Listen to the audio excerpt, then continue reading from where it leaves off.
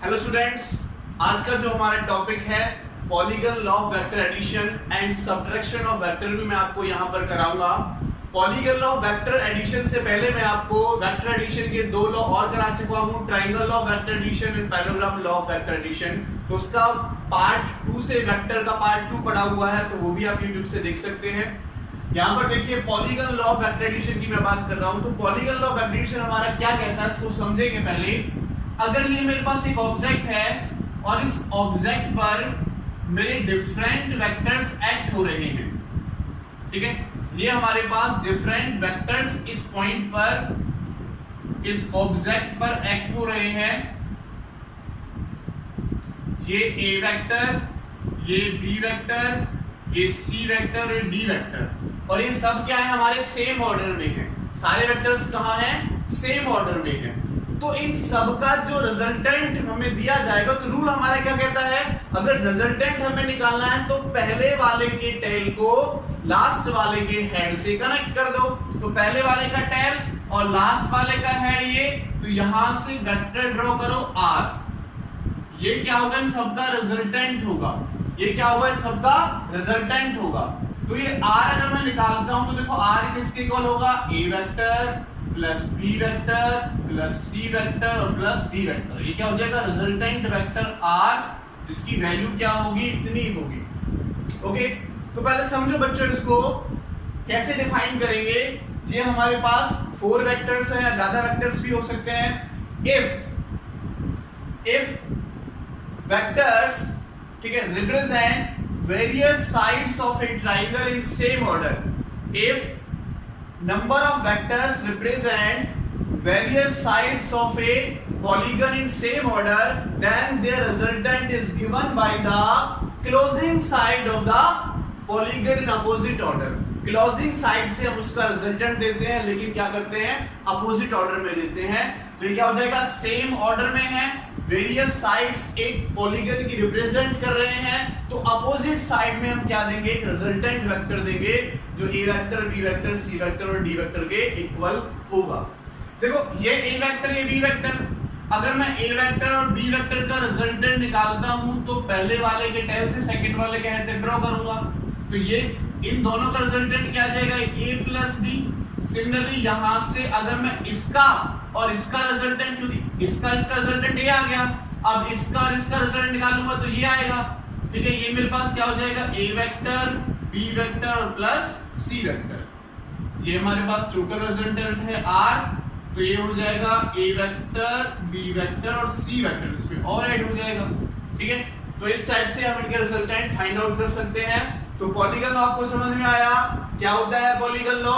अगर कोई ट्रायंगल, अगर एक पॉलीगन की वेरियस साइड्स हमारे पास नंबर ऑफ वेक्टर्स से रिप्रेजेंट की जाती हैं, तो उनका रिजल्टेंट क्लोजिंग साइड से दिया जाता है। क्लियर, चलो एक न्यूमेरिकल करते हैं। यहाँ पर छोटा सा मैंने लेट किया कि ये पॉइंट है, एक ऑब्जेक्ट है, यहाँ पर मेरा ए वेक्टर एक्ट हो रहा है और इस वेक्टर की डायरेक्शन है अलोंग एक्स एक्सिस, और ये ए वेक्टर का जो मुझे मैग्नीट्यूड गिवन है वो दे रखा है मुझे 100 मीटर। 100 मीटर। अब एक दूसरा वेक्टर मेरा लगा इस डायरेक्शन में, जो इसके साथ 30 डिग्री एंगल बना रहा है। इसके साथ कितना एंगल बना रहा है, 30 डिग्री एंगल बना रहा है। कौन, बी वेक्टर, ठीक है। एक वेक्टर मैंने और ले लिया इस डायरेक्शन में, जो इसके साथ 90 डिग्री एंगल बना रहा है, ठीक है। ये वेक्टर ऐसे चला गया तो इस वाली डायरेक्शन, ये वेक्टर जो सी वेक्टर है मेरा इस डायरेक्शन में है, तो ये कितना एंगल बना रहा है, 90 डिग्री वेक्टर बना रहा है। तो मुझे इन तीनों का रिजल्टेंट फाइंड आउट करना है। तो कैसे निकालूंगा, इन तीनों का रिजल्टेंट फाइंड आउट करना है। बी वेक्टर का मैग्नीट्यूड भी मुझे दे रखा है, 100 मीटर मैग्नीट्यूड है, ठीक है, और इसका भी 100 मीटर लेट कर ले। तो अब हमें निकालना है, क्वेश्चन क्या कहता है मेरा, find resultant vector, find resultant vector. तो ये रिजल्टेंट वेक्टर मैं कैसे निकालूंगा, इस बात को समझेंगे यहाँ पे कि रिजल्टेंट वेक्टर कैसा निकाला जाएगा, कैसे निकलेगा। अब मैं ये कह सकता हूं कि ये जो पॉलीगन लॉ है वो ट्रायंगल लॉ की एक्सटेंडेड फॉर्म है। पॉलीगन लॉ क्या है, ट्रायंगल लॉ की क्या है, एक्सटेंडेड फॉर्म है। तो यहाँ पर जनरल हमारे पास ट्रायंगल लॉ ही यूज किया जाएगा। कैसे होगा देखो, ये मेरे पास ए वेक्टर है, मेरे पास बी वेक्टर। पहले मैं इन दोनों का रिजल्टेंट निकाल लेता हूँ। अगर मैं इसका रिजल्टेंट निकालता हूँ तो ये आ जाएगा, इसको मैं आर वेक्टर मान लेता हूँ, किसके इक्वल होगा ए प्लस बी। तो क्या फॉर्मूला होता है आर का मैग्नीट्यूड निकालने का। अगर बच्चों मैं मैग्नीट्यूड ऑफ आर निकालूं, मैग्नीट्यूड ऑफ आर, तो क्या फॉर्मूला होता है, ये फॉर्मूला हम करा चुके हैं कि आर का मैग्नीट्यूड निकालने का फॉर्मूला होता है ए का स्क्वायर बी का square plus 2ab cos theta. ठीक है, तो आर का मैग्नीट्यूड निकालो, ए की वैल्यू क्या है 100, बी की वैल्यू भी क्या है 100, प्लस 2 इंटू 100 इंटू क्या हो जाएगा 100 का स्क्वायर cos 30 डिग्री। ठीक है, और cos 30 की वैल्यू कितनी होती है बच्चों, ये काम करते हैं, थोड़ा इजी पड़ेगा, इसको हम 60 डिग्री लाइट कर लेते हैं। फिलहाल कैलकुलेशन थोड़ी सी इजी हो जाएगी। 60 डिग्री में लाइट करता हूं तो क्या हो जाएगा cos 60 डिग्री। cos 60 पे कितना होता है 1/2, cos 60 पे कितना होता है 1/2। तो यहाँ वैल्यू पुट कर दो, ये 100 और 100 क्या हो जाएगा 200, सॉरी 100 का स्क्वायर होगा बच्चों, 100 का स्क्वायर। तो ये 100 का स्क्वायर तो मैं लिख दूं 2 इंटू 100 का स्क्वायर प्लस, इसको सॉल्व करो आगे, 2 इंटू 100 का स्क्वायर इंटू 1/2। तो 1/2 से 1/2 कट जाएगा बच्चों, तो देखो 2 इंटू 100 100 का स्क्वायर और ये है तो कितना हो जाएगा 3 इंटू 100 का स्क्वायर, तो 100 के स्क्वायर से रूट कट जाएगा, तो r मेरे पास आ गया 100√3। r कितना आ गया बच्चों 100√3 निकल के आ गया। अब एक बात समझो बच्चे कि मैंने ये इसका मैग्नीट्यूड निकाल लिया, अब इसकी डायरेक्शन भी मुझे चाहिए कि ये किस डायरेक्शन में है, कि a के साथ क्या एंगल बना रहा है, डायरेक्शन भी निकालते हैं। डायरेक्शन निकालने का फॉर्मूला क्या है बच्चों, tan बीटा किसके इक्वल होता है b sin theta upon a plus b cos theta, b sin theta upon a plus b cos theta हमारे पास हो जाएगा।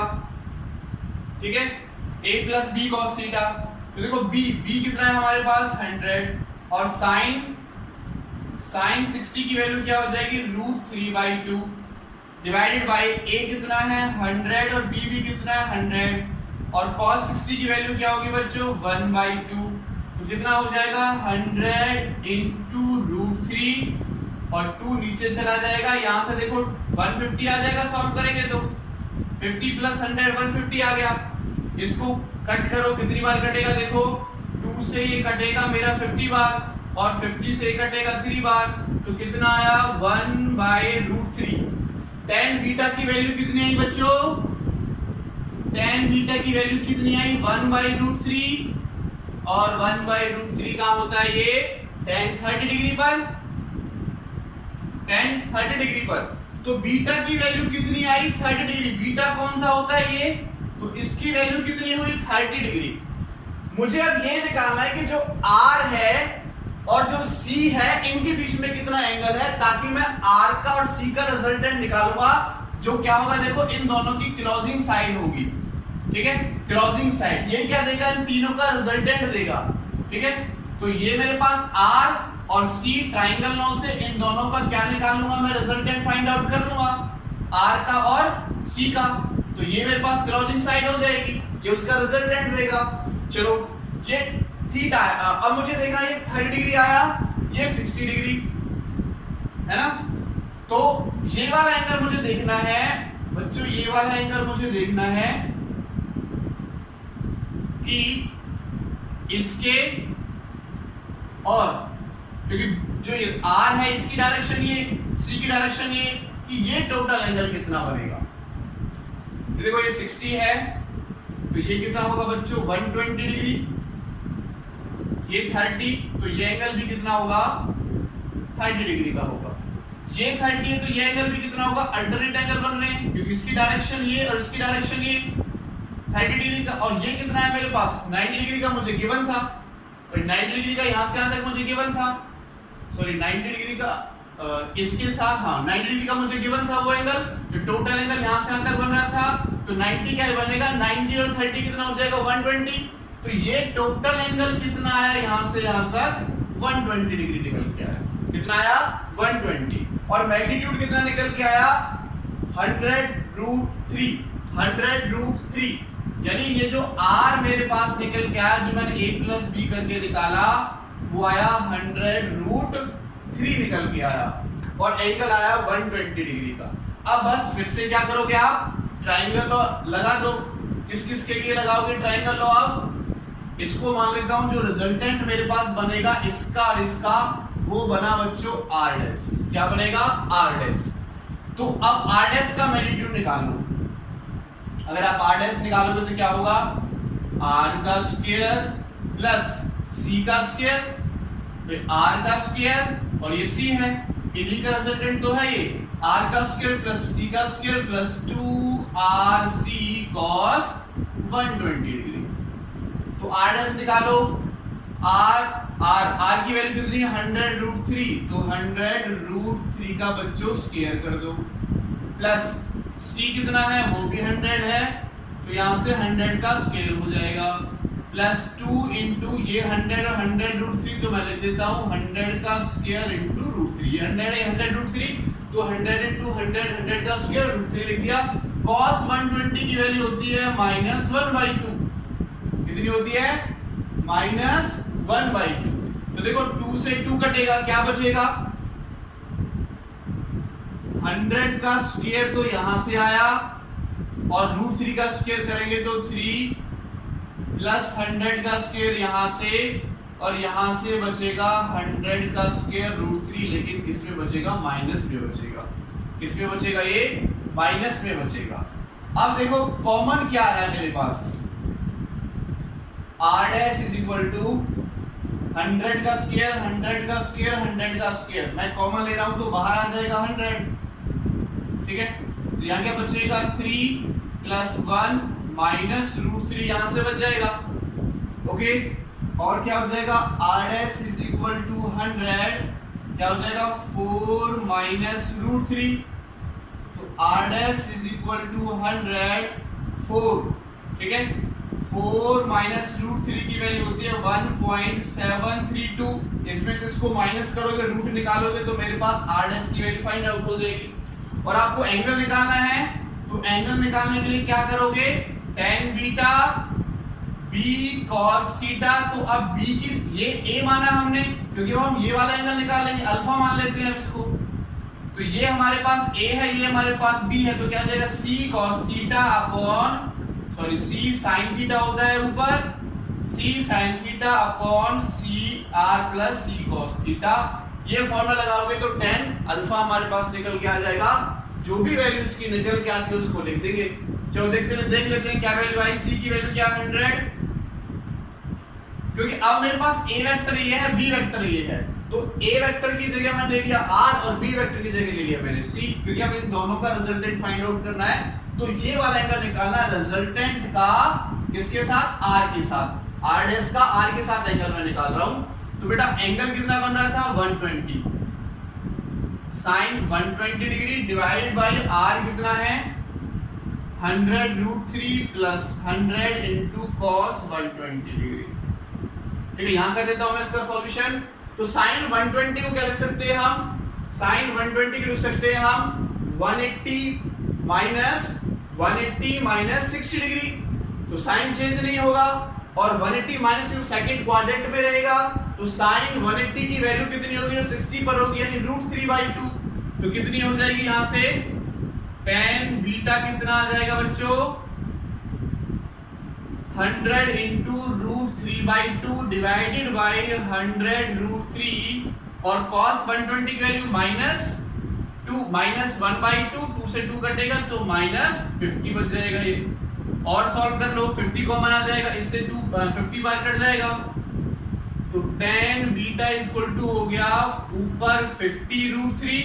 देखो यहां से 50 कॉमन, यहां से भी 50 कॉमन, यहां बचेगा 2√3 -1, 50 से 50 कटेगा, तो डायरेक्ट लिख सकते हैं कि बीटा हमारे पास आया बीटा इनवर्स √3 अपॉन 2√3 3 माइनस 1। इस टाइप से हम यहां तक छोड़ सकते हैं कि रिजल्टेंट वेक्टर इस टाइप से निकलेगा।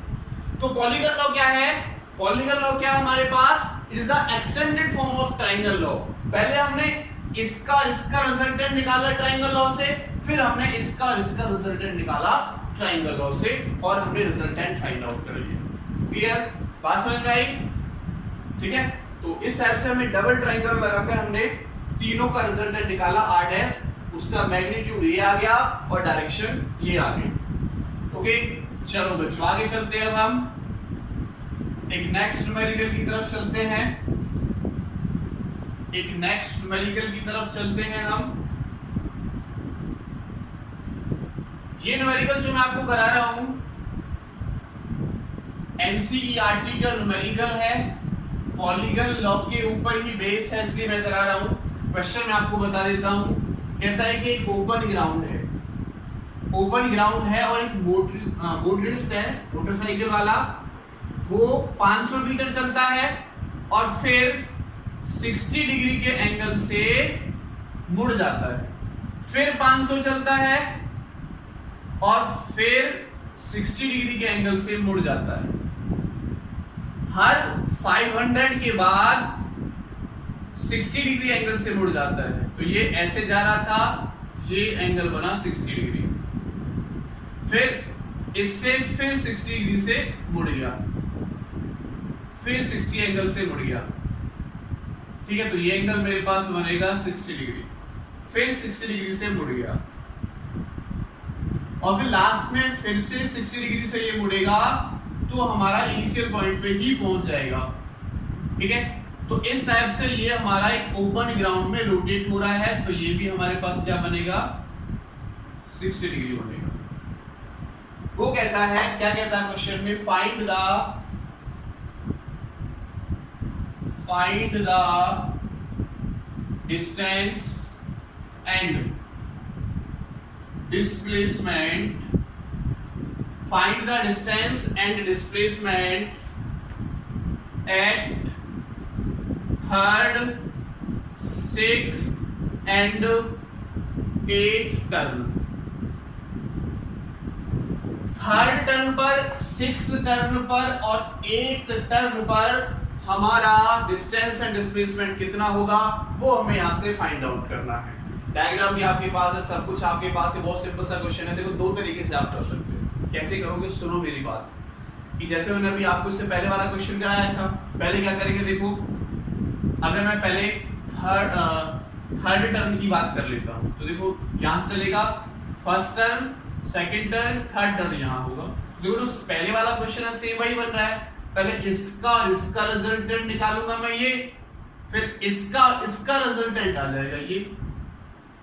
भाई थर्ड टर्न कहां हो रहा है मेरा? यहां पर हो रहा है। जैसे इसे पहले वाला क्वेश्चन मैंने किया था, पहले मैं इसका और इसका रिजल्टेंट निकालूंगा ये r, फिर इसका रिजल्टेंट r डैश आ जाएगा ट्रायंगल में लगाकर। ठीक है, तो इस टाइप से आप कैलकुलेट कर सकते हो थर्ड टर्न के लिए। ओके, फिर कहता है ये सिक्स टर्न, तो थर्ड, फोर्थ, फिफ्थ, सिक्स्थ वापस सही आ जाएगा। फिर कहता है एट, तो एट वापस सही आ जाएगा। एट आप पहले निकाल चुके होंगे। ओके, चलो दूसरा तरीका क्या है इसका बच्चों? सुनो, ये मेरे पास एक हेक्सागन बन गया। क्या बन गया? ये हेक्सागन बन गया मेरे पास इस टाइप से। अब देखो ये 500 है, तो ये भी कितना होगा बच्चों? यहां से यहां तक 500 होगा। ये 500 है, तो इसके पैरेलल ये है, ये भी कितना होगा? 500 होगा। हर एक क्या दे रखा है मुझे? ये 60 डिग्री है, लेकिन हर एक साइड दे रखी है 500। ये भी 500 है, तो ये भी कितना होगा बच्चों? 500 होगा। यानी ये भी 500 होगा। हर एक साइड कितनी हो जाएगी? 500 हो जाएगी इसके अंदर की साइड भी, क्योंकि ये पूरा का पूरा हेक्सागन मेरे पास बन रहा है। और हेक्सागन अगर मेरे पास बन रहा है, इक्वल साइड्स हैं, तो उसकी अंदर वाली साइड्स भी क्या होंगी? इक्वल होगी। दो तरीके हैं। एक तरीका मैंने आपको बताया, इसका रिजल्टेंट निकालो, और फिर जो ये रिजल्टेंट, इन दोनों का रिजल्टेंट इस डायरेक्शन में आता है, इसका रिजल्टेंट ये आ जाएगा। थर्ड टर्न के लिए निकाल देंगे। दूसरा तरीका क्या है? तो पहले मैं थर्ड टर्न के लिए देख लेता हूं। एट थर्ड टर्न अगर मैं निकालता हूं डिस्टेंस, तो आपको साफ साफ दिखाई दे रहा है कि सर 500 500 500, 1500 तो हो गया सर हमारा डिस्टेंस। अगर मैं निकालता हूं डिस्प्लेसमेंट तो सीधा सीधा सा आपको दिखाई दे रहा है डिस्प्लेसमेंट क्या होगा, ये थर्ड टर्न के लिए पूछा, ये भी 500 है, ये भी 500 है, तो डायरेक्ट यहां से यहां तक डिस्प्लेसमेंट होगा, तो कितना हो जाएगा 500 plus 500 is equal to 1000 metre. अगर आप दूसरे वाले तरीके से निकालोगे कि इसका और इसका रिजल्टेंट और उसके बाद जो हमारे पास ये आएगा इसका और इसका रिजल्टेंट वो ये होगा, उससे भी इतना ही आएगा, वो आप करके देख लेना, ठीक है। अब मैं निकालता हूं एट सिक्स्थ टर्न। अगर देखो मैं सिक्स्थ टर्न की बात करता हूं, घूम के वापस नहीं आ गया, डिस्टेंस की बात करूं तो 500 500 500 500 सारे 500 हो जाएगी, टोटल कितने 6, तो डिस्टेंस कितना हो जाएगा बच्चों 6 into 500 3000 मीटर, और डिस्प्लेसमेंट कितना होगा 0, क्योंकि जहां से चला वही आ गया, तो डिस्प्लेसमेंट कितना हो जाएगा 0। अब मैं निकालता हूं एट एट्थ टर्न।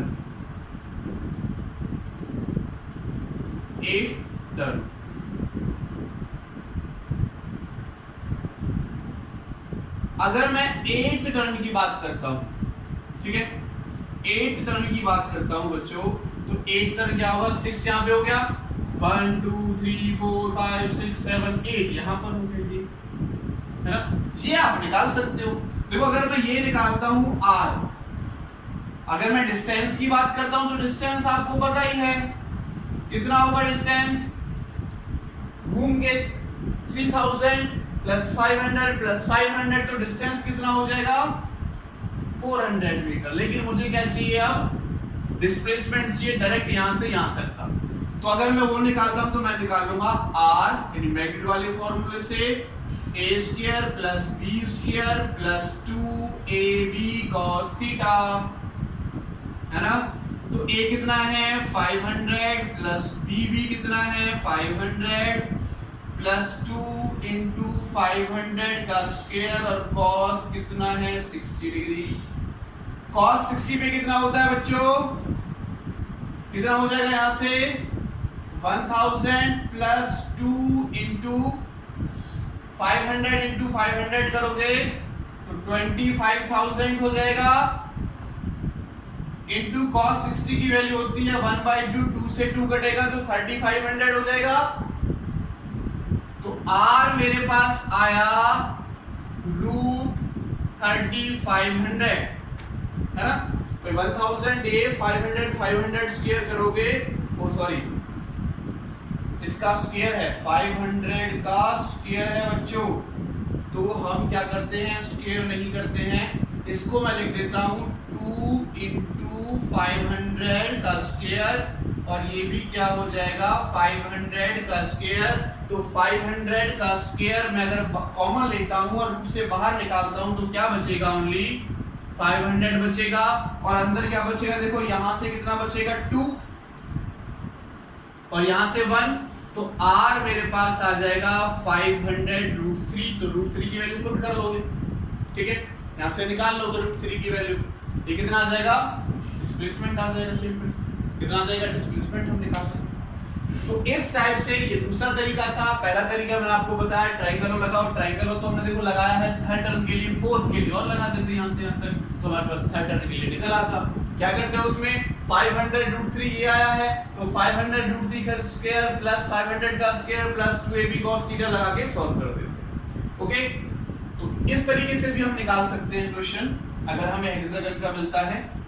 चलो आगे बढ़ते हैं बच्चों, हम आगे बढ़ते हैं। अब मैं आपको यहां पर लेकर चलता हूं नेक्स्ट टॉपिक की तरफ। टॉपिक है हमारे पास सब्ट्रैक्शन ऑफ वेक्टर। टॉपिक है बच्चों subtraction of vector. Subtraction of vectors. Subtraction कब बोला जाएगा?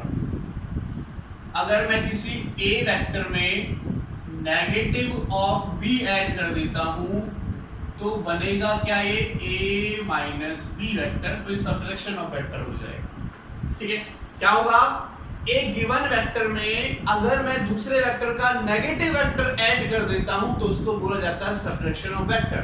The subtraction of vector is defined as it is the addition of a negative vector of B vector to the A vector, negative vector of a given vector to the first vector. ठीक है, अगर मैं दूसरे का negative vector किसी given A vector में add कर देता हूं तो मुझे क्या मिलता है, सब्ट्रैक्शन ऑफ वेक्टर मिलता है। थोड़ा सा चेंज है, जैसे एडिशन था बिल्कुल वही है, केवल थोड़ा सा चेंज है। क्या चेंज है वो मैं आपको बता देता हूं। देखो, अगर मेरे पास बच्चों ये ए वेक्टर है और पहले मेरे पास जो बी वेक्टर था उसकी डायरेक्शन थी ये, है ना, बी वेक्टर डायरेक्शन थी ये, तो ये हम निकालते थे और ये हम पैरेललोग्राम लॉ का यूज करते थे, तो ये हमें रिजल्टेंट देता था r, किसके इक्वल होता था, a प्लस b के इक्वल। लेकिन अब मुझे क्या चाहिए बच्चों, अब मुझे क्या चाहिए, a माइनस बी, तो a माइनस बी चाहिए, तो जो ये है इसका मैं नेगेटिव वेक्टर ड्रॉ कर लूंगा, तो इसका नेगेटिव वेक्टर इस डायरेक्शन में हो जाएगा, वो डायरेक्शन में माइनस ऑफ b, बस इसका और इसका रिजल्टेंट अब मुझे फाइंड आउट करना है। तो जितना ये है, जितना b है उतना मैंने ये ड्रॉ कर लिया, जितना a है उतना मैंने ये ड्रॉ कर लिया। क्लियर? अब a का और माइनस b का रिजल्टेंट कितना बनेगा, ये एंगल थीटा है ऊपर वाला, टोटल एंगल कितना होता है 180, तो ये कितना बन जाएगा मेरे पास 180 डिग्री माइनस थीटा।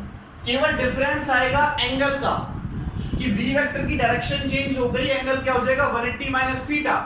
तो अगर देखो मैं रिजल्टेंट वेक्टर निकालता हूं तो क्या हो जाएगा, a का स्क्वायर प्लस, क्योंकि मैग्नीट्यूड की बात हो रही है, माइनस से हमें लेना नहीं है, जब हम मैग्नीट्यूड निकालते हैं डायरेक्ट वैल्यूज पुट करते हैं, a square plus b square plus 2ab, अब हो जाएगा बच्चों cos 180 minus theta, cos 180 minus theta. और अगर मैं निकालता हूं डायरेक्शन, ये तो हुआ मेरे पास मैग्नीट्यूड, और अगर मैं निकालता हूं डायरेक्शन तो tan बीटा की जो डायरेक्शन बनेगी बच्चों क्या हो जाएगा, सिंपल क्या लिखते थे, b sin थीटा, बस थीटा को 180 डिग्री माइनस थीटा से हमें रिप्लेस कर देना है, 180 माइनस थीटा से रिप्लेस कर देना है, और नेगेटिव वेक्टर में हमें कुछ नहीं करना, सेम प्रोसीजर वही रहेगा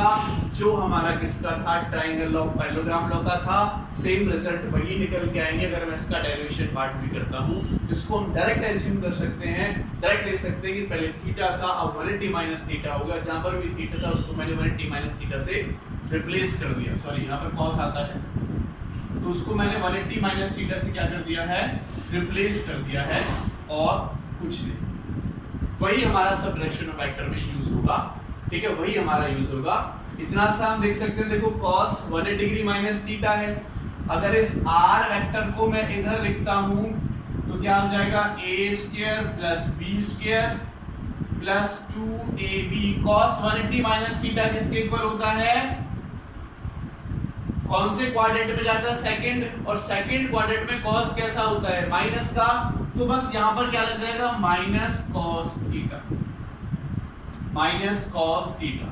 ऐसे ही देखो, अगर मैं एंगल देखता हूं tan beta is equal to, यहां पर साइन तो वही रहेगा, तो 20, क्योंकि साइन हमारा 180 माइनस थीटा करेंगे तो सेकंड क्वाड्रेंट में आता है, और सेकंड क्वाड्रेंट में हमारा जो साइन होता है वो प्लस का ही रहता है, तो 180 पे चेंज नहीं होता, 180 पे साइन थीटा ही रहता है, डिवाइडेड बाय a, ये चेंज हो जाएगा माइनस b cos थीटा। इतना सा डिफरेंस आएगा बस, और कोई डिफरेंस नहीं आएगा। तो अगर नेगेटिव वेक्टर का मुझे कोई रिजल्टेंट निकालना पड़ता है तो मैं इस फॉर्मूले को डायरेक्ट लगाऊंगा यहाँ पर और सॉल्व करूंगा। Is that clear? बात आपको समझ में आ गई होगी। चलो कुछ क्वेश्चंस कर लेते हैं, रब कर देता हूं मैं इसको, कुछ क्वेश्चंस मैं यहाँ पर कर लेता हूं। एक सिंपल सा क्वेश्चन लेते हैं पहले, और ये जो क्वेश्चन मैं आपको दे रहा हूं, ये क्वेश्चन हमारा आया था मेडिकल एंट्रेंस एग्जाम पहले AIPMT के नाम से हुआ करता था, आजकल नीट के नाम से हुआ करता है, तो मैं नीट मान लेता हूँ। ये क्वेश्चन मेरा नीट में आया हुआ है, बहुत सिंपल सा क्वेश्चन है। हमें गिवन है कि A vector plus B vector का जो मैग्नीट्यूड है वो इज इक्वल टू है A vector minus B vector के मैग्नीट्यूड के। A वेक्टर यानी B का जो नेगेटिव वेक्टर है उन दोनों का मैं रिजल्टेंट वेक्टर निकालो, इसका रिजल्टेंट वेक्टर निकालो तो इक्वल आता है। क्वेश्चन कहता है find the angle between A and B। Find the angle between A and B। बहुत सिंपल सा क्वेश्चन है। A वेक्टर और B वेक्टर के बीच में आपको क्या निकालना है? एंगल निकालना है। तो बहुत सिंपल सा क्वेश्चन है, आप ट्राई कर सकते हो। ठीक है, वीडियो को पॉज करो और ट्राई करो, देखो क्या आंसर आएगा।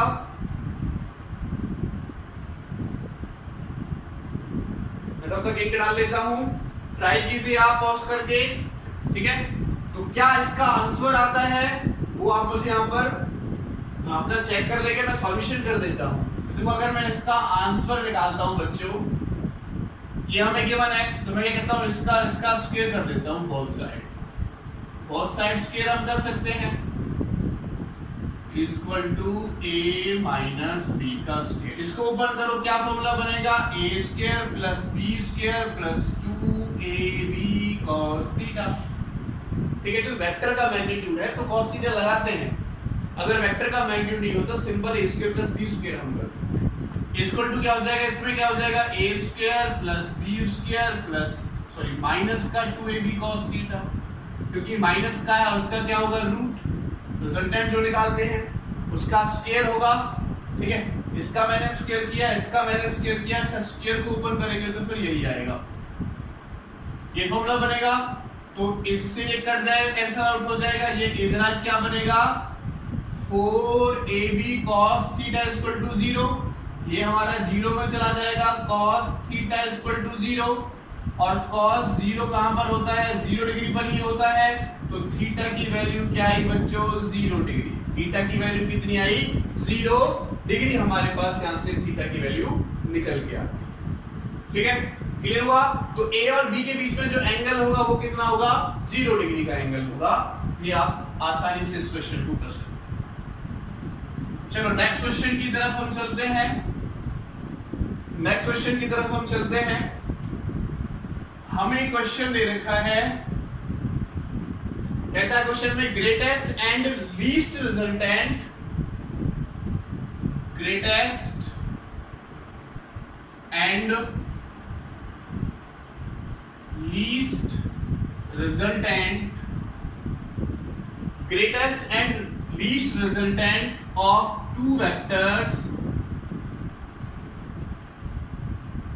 two vectors are 10 Newton and 6 Newton. 10 Newton and 6 Newton. If each force is, ठीक है, of two vectors कौन से हैं? फोर्स के हैं। If न्यूटन से पता चल रहा है, if force is increased by 3 Newton, force is increased by 3 Newton। अगर फोर्स में 3 फोर्सेस जो हैं 3 न्यूटन, फोर्सेस को 3 न्यूटन इंक्रीज कर देते हैं। Forces is increased by 3 newton. Find the resultant of new forces. Find the resultant of new forces when theta is equal to 90 degree. जब उनके बीच में जो थीटा है वो कैसा हो जाए? 90 डिग्री का हो जाए। ये कह रहा है कि जो ग्रेटेस्ट है, ग्रेटेस्ट का मतलब सम और लीस्ट का मतलब माइनस करना पड़ेगा। तो मैंने लेट किया कि दो वेक्टर है मेरे पास, A vector and B vector. ये कह रहा है ग्रेटेस्ट, तो ग्रेटेस्ट का मतलब कि अगर मैं A वेक्टर का और B वेक्टर का मैग्नीट्यूड करता हूं, ठीक है, उनको मैग्नीट्यूड को ऐड करता हूं तो वो 10 न्यूटन आता है। और अगर मैं सिंपल लिख लेते हैं इसको A plus B, a plus B करते तो 10 आता है और a माइनस बी करते तो 6 न्यूटन आता है। तो यहां से देखो रिजल्टेंट निकाल सकते हैं, दोनों को ऐड कर लो, ऐड करेंगे तो 2a ये कट जाएगा इज इक्वल टू 16 न्यूटन। तो a कितना आ गया बच्चों 8 न्यूटन। तो b कितना बचा, 8 की वैल्यू यहां पुट करोगे, 8 इधर जाएगा तो -2 न्यूटन। तो 8 न्यूटन a आ गया और b कितना आ गया 2 न्यूटन आ गया। अब कहता है कि अगर इसमें मैं 3 इंक्रीज कर दूं और इसमें मैं 3 इंक्रीज कर दूं, तो मान लेते हैं मेरे पास a डैश बना, a डैश में 3 इंक्रीज करो तो 8 + 3 यानी 11, और b डैश में भी 3 इंक्रीज करो 2 + 3 यानी 5 न्यूटन। अब इनका रिजल्टेंट आपको निकालना है r डैश, जो किसके ऊपर होगा, a डैश का स्क्वायर प्लस b डैश का square plus 2a dash b dash, और cos एंगल कितना दे रखा है बच्चों 90 डिग्री। ठीक है, इसको सॉल्व कर लेंगे। कहता है कि अगर 3 ऐड कर देते हैं, जो भी मेरा इनिशियल था, तो मैंने a में 3 ऐड किया, b में 3 ऐड किया, इनका रिजल्टेंट निकालना जब थीटा कितना हो 90 डिग्री का। तो a डैश कितना 11, तो 11 का स्क्वायर प्लस 5 का स्क्वायर प्लस 2 11 * 5 * cos 90 की वैल्यू 0, तो ये टर्म तो हो जाएगी हमारे पास 0, ओनली ये बचेगा। तो ये आप कैलकुलेट कर ही सकते हो, है ना। तो क्या होगा देखो, अगर आप 11 का स्क्वायर करते हो तो 11 का स्क्वायर कितना होता है 121, यही होता है कंफर्म, प्लस 25 तो कितना हो जाएगा, इसको इसमें ऐड करो 175 का रूट। ठीक है, इसको आगे सॉल्व कर लेना, आंसर निकल के आ जाएगा 11 * 11 आई थिंक 121 ये होते हैं, ये भी चेक कर लेना। तो आरएस हमारे पास निकल आएगा √175, सॉरी 1 ऐड करोगे तो 146 न्यूटन। इसको आप सॉल्व कर सकते हो, आगे हमारे पास जो भी रूट के बाद वैल्यू आएगी वो निकल जाएगी। ओके, चलो अब एक लास्ट क्वेश्चन मैं आपको कराता हूं। इस लास्ट क्वेश्चन की खूबी मैं आपको बता देता हूं कि जो लास्ट क्वेश्चन है हमारा, ये क्वेश्चन हमसे पूछा गया है जेईई एडवांस 2018 में। जेईई एडवांस में 2018 में पूछा गया। क्या कहता है, दो वेक्टर हमें दे रखे हैं, ए वेक्टर दे रखा है a I cap and B vector हमें गिवन है कितना, a cos ωt I cap plus sin ωt j cap plus sin ωt j cap, where a is a constant, a हमारे पास कांस्टेंट है। ठीक है, a क्या दे रखा है हमें, कांस्टेंट, और ओमेगा की वैल्यू दे रखी है π/6 रेडियन पर सेकेंड। और हमें ये बोल रखा है कि if a vector plus b vector का जो मैग्नीट्यूड है वो √3 टाइम्स है a vector minus b vector के मैग्नीट्यूड के। a vector minus b vector के √3 टाइम्स है, कब, एट t = tau। मतलब ये सिंपल दे रखा है एट t = tau। जब t = tau हो जाता है तो हमें tau की वैल्यू निकालनी है। फाइंड वैल्यू ऑफ tau, ये tau की वैल्यू हमें यहां से फाइंड आउट करनी है कि tau की वैल्यू कितनी टाइम निकालना है, कितने टाइम पे वो हमारा 0 हुआ। तो बहुत अच्छा क्वेश्चन है, सोचो कैसे कर सकते हैं। a का मैग्नीट्यूड निकालेंगे, b का मैग्नीट्यूड निकालेंगे, तो एक बार ऐड करेंगे, एक बार माइनस करेंगे, √3 टाइम्स कर देंगे, तो वहां से कुछ ना कुछ निकल के आ सकता है। चलो इस क्वेश्चन को करते हैं बच्चों। देखो, अगर मैं a का मैग्नीट्यूड निकालूं, यही कह रहा है कि a प्लस b करके जो आएगा उसका मैग्नीट्यूड है। ठीक है, चलो a प्लस b कर लो और उसका मैग्नीट्यूड निकालो। a प्लस b करो, तो अगर मैं इसको इसमें ऐड करता हूं तो i वाले को i में ऐड करेंगे तो क्या बचेगा, a plus a cos ωt, a cos ωt का क्या हो जाएगा, स्क्वायर i कैप का क्या हो जाएगा स्क्वायर आई कैप, क्योंकि हम मैग्नीट्यूड निकाल रहे हैं r और r निकालते हैं तो a का स्क्वायर प्लस b का square plus 2ab cos theta उसका रूट करना पड़ता है, उसे क्या करना पड़ता है रूट करना पड़ता है।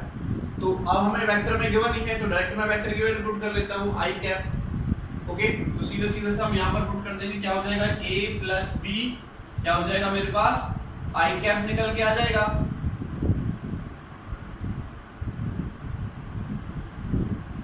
सीधा सीधा मैं क्या कर रहा हूँ रूट कर रहा हूँ ना, और आई स्क्वायर का रूट करेंगे तो 1 हो जाएगा, तो आई के आगे वाले का स्क्वायर करना पड़ता है, और इसमें क्या हो जाएगा मेरे पास साइन ओमेगा टी, यानी a साइन ओमेगा टी का इसका भी क्या हो जाएगा स्क्वायर उसका। यही तो फॉर्मूला होता है कि जो अगर मेरे पास एक वेक्टर है a को मैंने b में ऐड किया तो मेरे पास क्या बनेगा a plus a cos omega t i cap plus a sin omega t j cap. तो जो i के आगे है कौन a plus a cos omega t उसका स्क्वायर करते हैं, जो j है उसके आगे उसका स्क्वायर करते हैं, ऐसे मैग्नीट्यूड निकालते हैं। तो j के आगे कौन होगा a sin ओमेगा t, उसका मैंने स्क्वायर किया, i के सामने कौन होगा इसको मैंने इसमें ऐड किया तो a plus a cos omega t का स्क्वायर किया, क्या निकाला मैंने मैग्नीट्यूड निकाला a प्लस b का, a और b को ऐड करके मैग्नीट्यूड निकाला, वो हमने हमारा ये आ जाएगा। चलो इसको आगे सॉल्व करो। अगर मैं इसको आगे सॉल्व करता हूं तो देखो a स्क्वायर यहां से भी कॉमन, यहां से भी कॉमन, यहां से भी कॉमन, तो a तो मेरा बाहर ही आ जाएगा। क्या बचेगा देखो 1 प्लस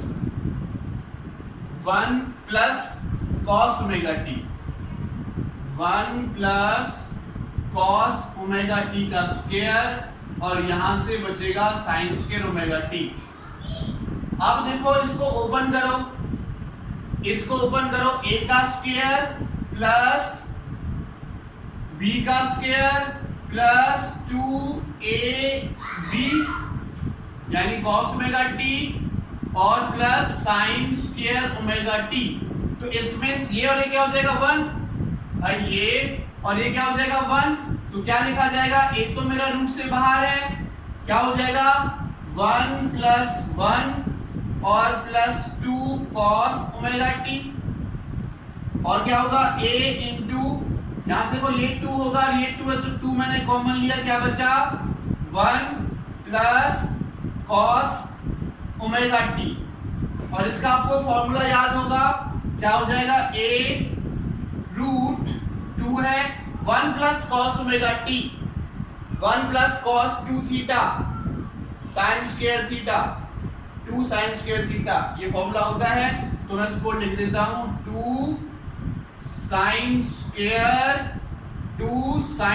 cos में, सॉरी प्लस का cos में होता है, माइनस का sin में आता है, तो cos बनेगा cos square omega t by 2, क्योंकि अगर 2 होता है तो 2 से डिवाइड करते हैं तो ओमेगा t रह जाता है, ये ओनली ओमेगा t है, तो ओमेगा t को अगर मैं 2 से डिवाइड करता हूं तो क्या हो जाएगा मेरे पास, क्या हो जाएगा ओमेगा t बाई 2 होगा, एंगल के नीचे 2 है, याद रखना फॉर्मूला हमारा होता है। तो 2 क्या हो जाएगा 4, यानी मेरे पास a vector plus b vector क्या निकल के आया बच्चों 2 इंटू 2, रूट से निकालूंगा बाहर तो 2a cos omega t by 2, ठीक है। ये मेरे पास क्या आ गया a प्लस b का मैग्नीट्यूड।